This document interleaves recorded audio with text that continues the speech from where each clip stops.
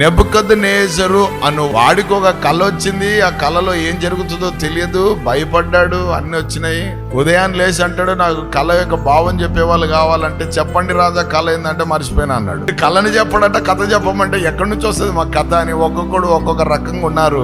శాసనం వెంటనే రాసేసాడు, కళ చెప్పాలి, భావం చెప్పాలి, లేకపోతే చంపుతా అన్నాడు. చెరపట్టబడిన వారు 4 ఉన్నారు హెబ్రీలో. షడ్రక్, మేషక్, అబేద్నెగో, దానియేలు. రాజు దగ్గర ఒక అపాయింట్మెంట్ తీసుకొని ఈ 4 కలిసి మర్మములను బయలుపరచు, రహస్యములను తెలియజేసు, నాకు మొర్ర పెట్టండి, నేను మీకు ఉత్తరం ఇస్తాను, మీరు గ్రహింపలేని గొప్ప సంగతులను, గూఢమైన సంగతులను నేను మీకు తెలియజేస్తాను అని భూమి ఆకాశములను కలగజేసిన సృష్టికర్త అయిన అత్యున్నత సింహాసనంపై ఆసీనుడైన ఆది సంభూతుడైన దేవాది దేవుని సన్నిధిలో వారు వేడుకున్నారు, కనిపెట్టారు, ప్రార్థన చేశారు.